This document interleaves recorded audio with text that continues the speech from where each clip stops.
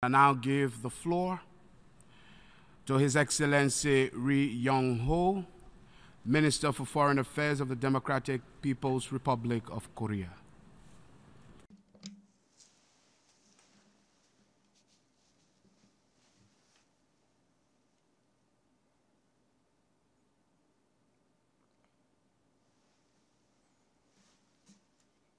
Mr. President, first of all, allow me to congratulate Your Excellency Mr. Miroslav Lajcak on your election as the President of the 72nd session of the United Nations General Assembly.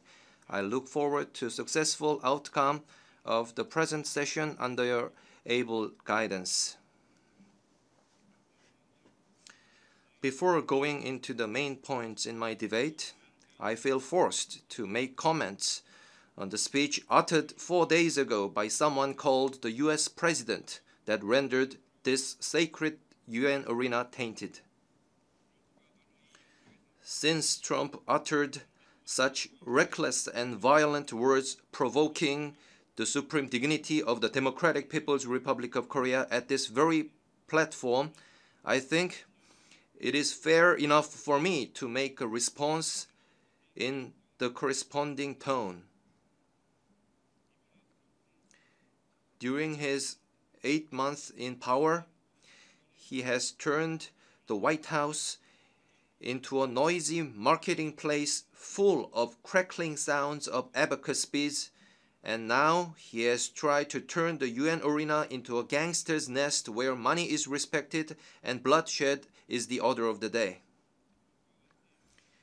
The absurd reality that a person like Trump, a mentally deranged person full of megalomania and complacence, the person who is chastised even by American people as Commander-in-Chief, Lion King, President Evil, is holding the seat of the US President, and the dangerous reality that the gambler who grew old using threats, frauds, and all other schemes to acquire a patch of land holds the nuclear button. These are what constitute the gravest threat to the international peace and security today. Due to his lacking of basic common knowledge and proper sentiment, he tried to insult the supreme dignity of my country by referring it to a rocket. By doing so, however, he committed an irreversible mistake of making our rocket's visit to the entire US mainland inevitable all the more. None other than Trump himself is on a suicide mission.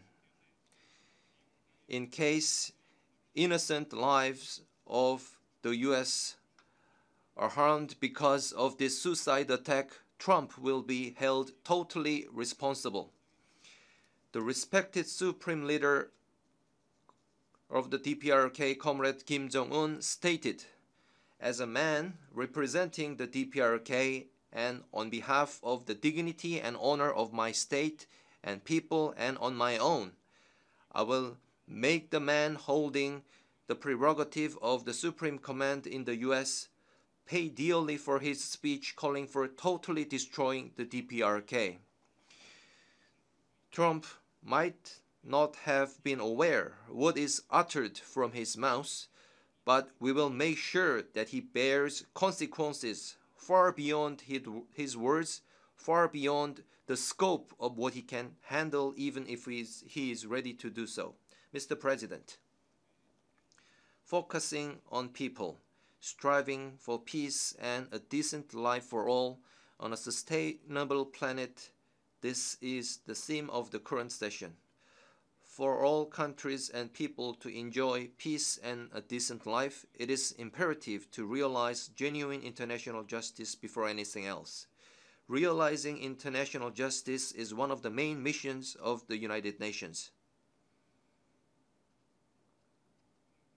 Mr. President, Article 1 of the UN Charter stipulates to bring about by peaceful means and in conformity with the principles of justice and international law, adjustment or settlement of international disputes or situations which might lead to a breach of the peace.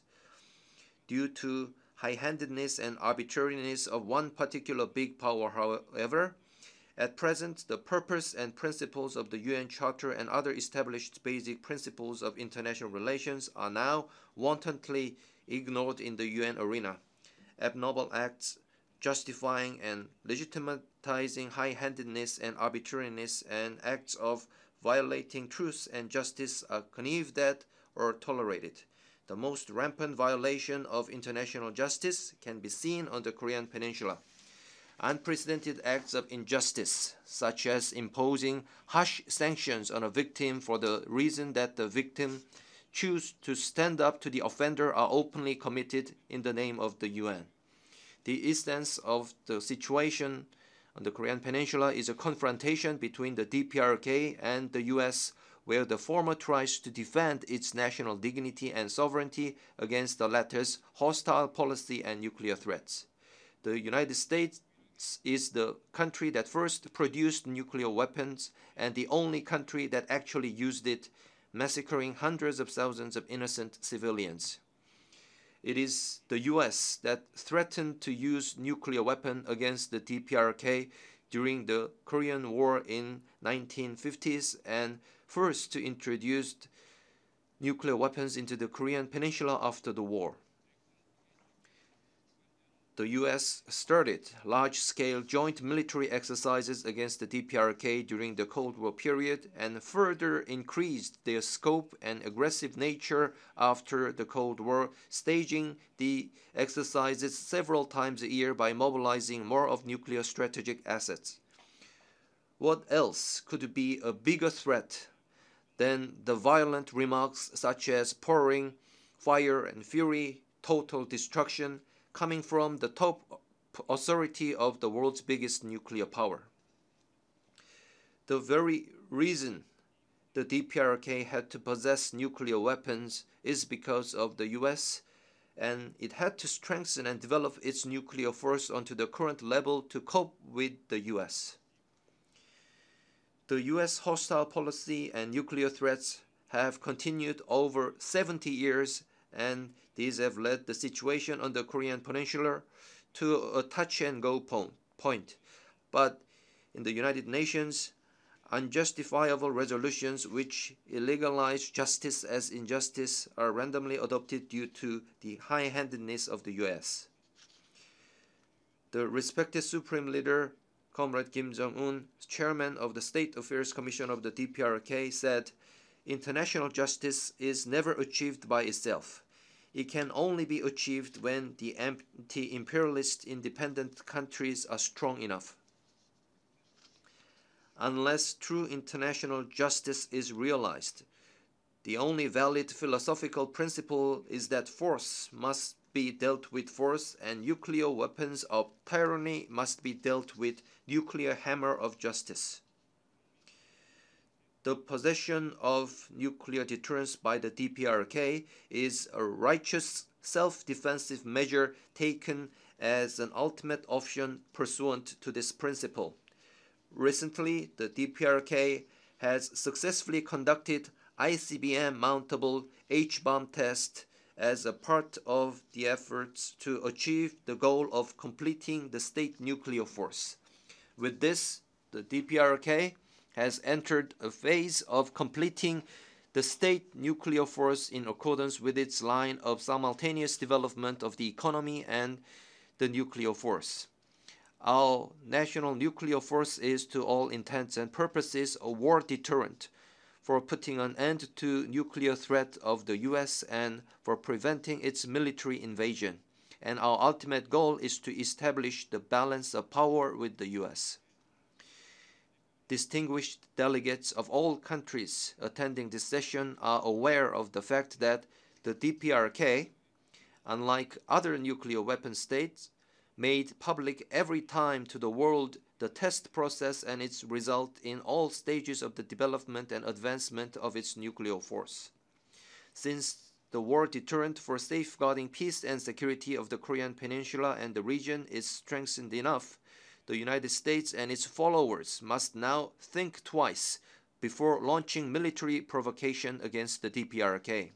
Although they talk about fire and fury, total destruction and whatever, every time they have to add various conditions such as hopefully this will not be necessary, that is not our first option, and so on.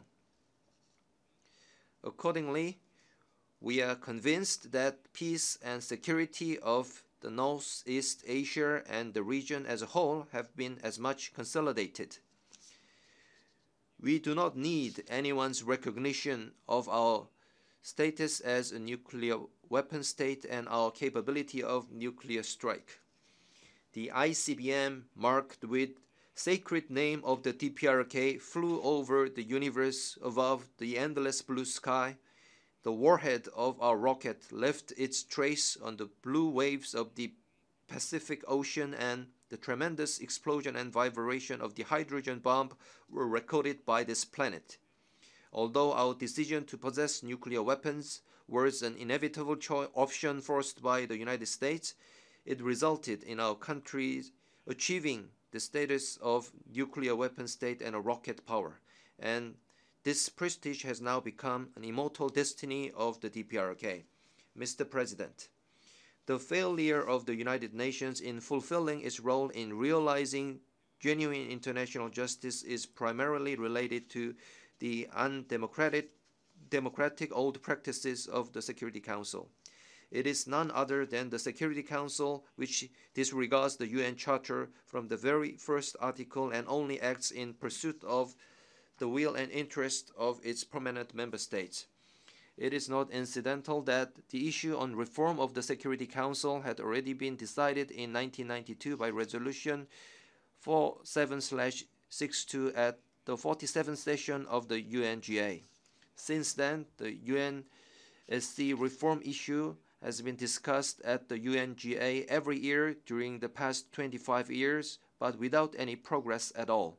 This fact itself clearly shows how deeply the current prominent members are obsessed in their anachronistic vested interests. One permanent member alone can veto the general will of over 190 UN member states. Such an undemocratic UN organ is the Security Council. At this forum, I would like to once again remind all the distinguished delegates of the unjust and unfair nature of the resolutions adopted by the Security Council against the DPRK. First, the Security Council fabricated illegal and double-standard resolutions which only prohibit the satellite launch of the DPRK in violation of the international law prescribing peaceful use of outer space as a sovereign right of every state, and without taking any issue with all other satellite launching countries. Second, the Security Council cooked up illegal and double-standard resolutions which arbitrarily prohibit only the nuclear tests of the DPRK, although nuclear test strictly belongs to the sovereignty of every state, since the international law on prohibition of nuclear test has not yet entered into force, and there are countries that conducted many more nuclear tests.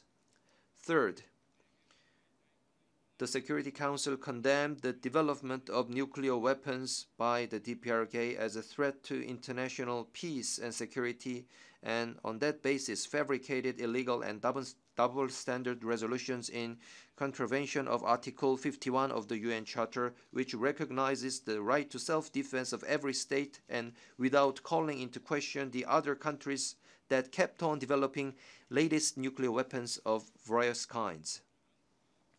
The reason these unjust and unfair resolutions continue to be adopted is that the permanent members of the Security Council, all nuclear powers, have common interest in maintaining their monopolistic nuclear status.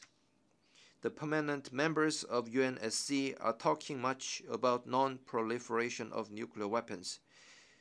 But viewed from the aspect of nuclear non-proliferation, the DPRK's possession of nuclear weapons is a righteous self-defensive measure. Actually, the international agreement on nuclear non-proliferation was possible because the nuclear weapon states had made the promise not to threaten non-nuclear weapon states with the nuclear weapons. Article 10 of the NPT stipulates that each party shall have the right to withdraw from the treaty if it decides that its supreme interests have been jeopardized. This article recognizes that the supreme interests of states are above the nuclear non-proliferation.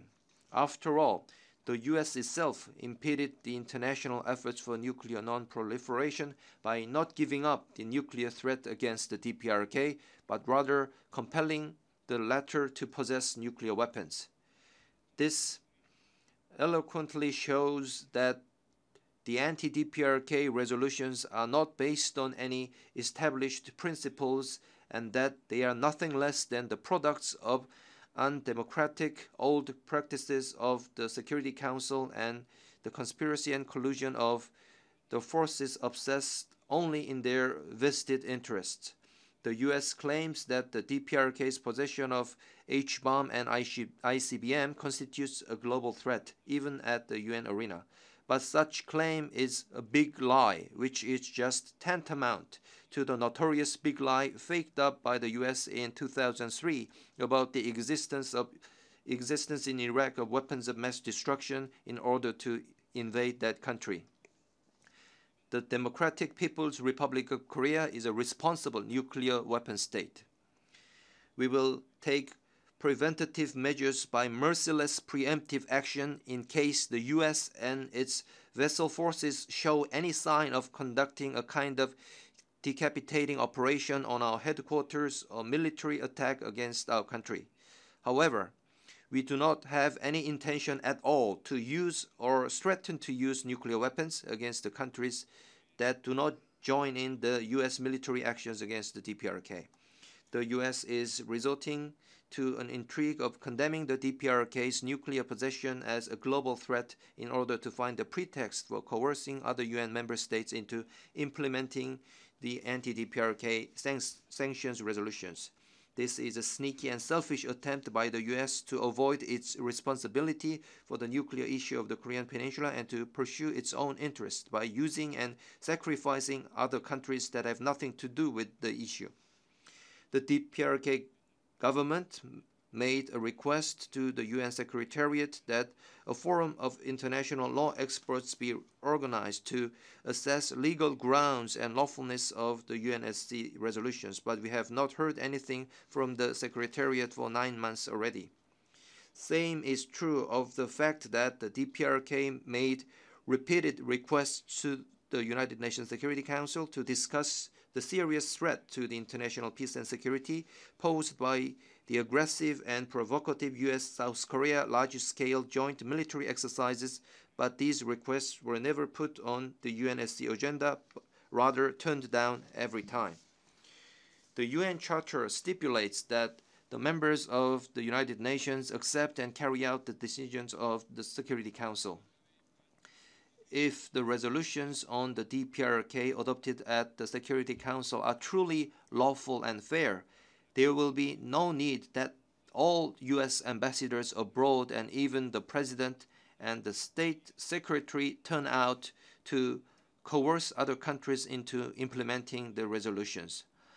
Furthermore, there will be no need for the US to bring its stooges like South Korea and Japan into this.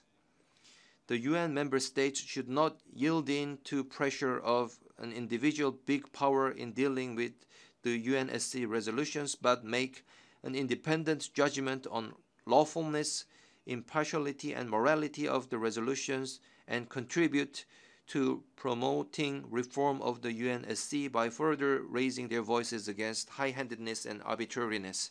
Mr. President, the US had put sanctions against our country from the very first day of its foundation, and the over 70-year-long history of the DPRK can be said, in a sense, a history of struggle persevering along the road of self-development under the harshest sanctions in the world. Through such a prolonged and arduous struggle, now we are finally only a few steps away from the final gate of completion of the state nuclear force. It is only a forlorn hope to consider any chance that the DPRK would be shaken an inch or change its stance due to the harshest sanctions by the hostile forces. The day will certainly come in the near future when we settle all damages inflicted to our peaceful economic development and improvement of the people's livelihood and all the sufferings imposed on our innocent women, children, and the elderly by the heinous and barbaric sanctions against our republic. The DPRK already organized a national damage investigation committee to make comprehensive study of total damages inflicted on our republic by all kinds of sanctions.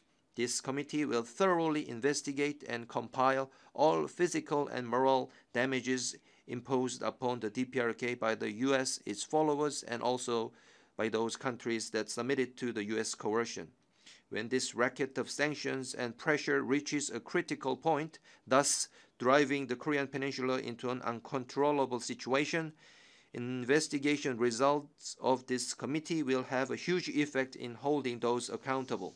Mr. President, my delegation takes this opportunity to extend strong support to and solidarity with the Cuban government and people who are fighting to defend national sovereignty and realize international justice against the high-handedness, arbitrariness, and unilateral embargo of the US. We also express strong support to and solidarity with the government and people of Venezuela who are fighting to defend the national sovereignty and the cause of socialism. The unjust and contemptible acts such as turning a blind eye to the heinous acts of Israel while condemning in every manner only the Syrian government fighting to protect its national sovereignty and security should not be tolerated any longer. The DPRK government will certainly defend peace and security of the country with its powerful nuclear deterrence and also contribute to safeguarding world peace and security. Thank you, Mr. President. I thank the Minister for Foreign Affairs of the Democratic People's Republic of Korea.